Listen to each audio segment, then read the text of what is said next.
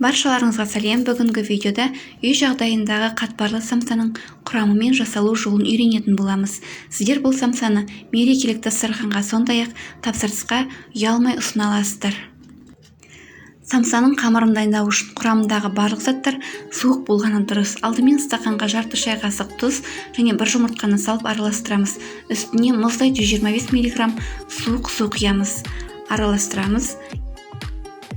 400 г ұнға 200 г мұздатқышта шығарылған қатты сары майымызды үккіштен өткізіп аламыз. Міндетті түрде мұздатқышта болғаны дұрыс. Себебі біз үккіштен өткізіп болғанша май еріп кетуі мүмкін. Біз ерімес үшін жылдам үккіштен өткізіп, ұннан осылай крошка жасаймыз. Негізі бірден өсіп араластырып отырған дұрыс. Сонда майымыз бір-біріне жабысып қалмайды. Осыдан кейін жұмыртқа қосылған мұздай суымызды ұнымызға аз-аздан құя отырып біріктіретін боламыз. Қамыр елеп қажет емес, бастысы біріктірек болғаны. Жақсылап біріктіргеннен кейін пакетке саламыз. Менде барлығы 920 г шықты. Тоңазытқышқа кем дегенде 1 сағатқа қалдырамыз. Енді салмасын дайындаймыз. 500 г фаршқа 250 г пияз, 200 г картоп саламыз. Әрине бұл жерде картоп маңызды емес. Және дәміне қарай тұз бен бұрыш қосамыз. Араластырып, үстіне сары майдан қосамыз. Мен картоп болғандықтан 20 г сары май қостым. Егер де картоп қоспайтын болсаңыз, 10-15 г сары май жеткілікті. Салмасы дайын. Енді қамырымыздан теңдей етіп шариктер жасаймыз. Самсамыз әдемі әрі біркелкі болу үшін осылай өлшегішпен өлшеп алған дұрыс. Әрқайсысын 40 грамнан жеткілікті. Барлығы 21 штук шықты. Енді әрқайсысын жұқарақ етіп жайып, салмасын салатын боламыз. Артық қамырды тоңазытқышқа салған дұрыс. Олай болмаған жағдайда қатпарлы емес, қамырымыз піскеннен кейін қатты болып қалуы мүмкін. Самсаның шеттерін жақсылап түйеміз. Осылай үшбұрышты етіп, немесе шеттерін өрнектеп түйуге де болады. Мен екі түрлі жасадым. Біріншісін осылай үшбұрыштадым.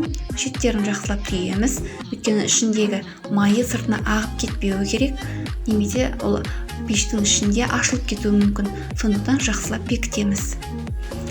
Бекіткен жағын астына қаратамыз. Сөйтіп табақтарға біртіндеп тізіп шығамыз. Жиі қоймаған дұрыс, себебі бұлар пештің ішінде көтеріліп бір-біріне жабысып қалуы мүмкін. Сондықтан алшақтықты сақтаған дұрыс.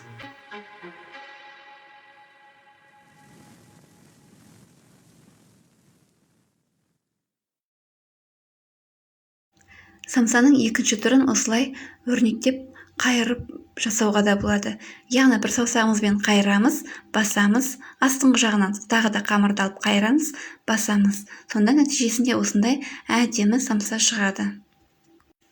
Артылған қамырымызды пайдаланғанша тоңазытқышта қалдыратын боламыз. Пешке салмас бұрын самсаның бетіне жұмыртқаның сарысын жағамыз. Менде 3 жұмыртқаның сарысы. Осыған біраз қасық су немесе сүт қоссаңыздар да болады. Самсаға жақсылап жағатын боламыз. Бетіне көкнәр немесе күнжіт қоссаңыздар да болады. Менде тек қана көкнәр болды, сол себепті көкнәр ғана қостым. 180 градус температурада 25-30 минут пісіретін боламыз.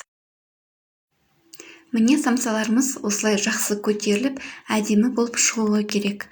Бұл самсалар өте дәмді, қатпарлы және қонақ дастарханына да тапсырысқа пісірсеңіздер де ұялмай ұсына аласыздар.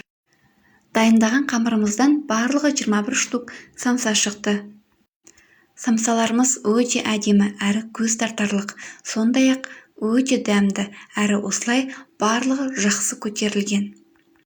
Бұл қатпарлы самсаның қамырының нәзік әрі қатпарлы болуы оның құрамына қосылатын сары майдың пайызына да байланысты. Егер де сары майдың пайызы төмен болатын болса, онда қамыр сәл қаттылау болып шығуы мүмкін. Сондықтан да сары майдың пайызы неғұрлым 70%-дан жоғары болғаны дұрыс.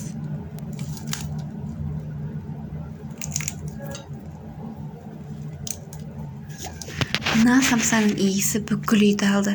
Кәдімгідей мұрынды жарады. Жасап көріңіздер, бұл сіздерге де, сіздердің отбасыларыңыз бен қонақтарға да ұнайды деген ойдамын. Самсаның қамыры қатпарлы әрі нәзік болып шығуы үшін қамырын илеген кезде жылдамдық қажет. Егер де сіз баяу қимылдайтын болсаңыз, құрамындағы май еріп, қамыр қатты болып қалуы мүмкін. Яғни піскен кезде самса қатпарлы емес, қатты болып шығады. Сондықтан жылдам біріктірген абзал.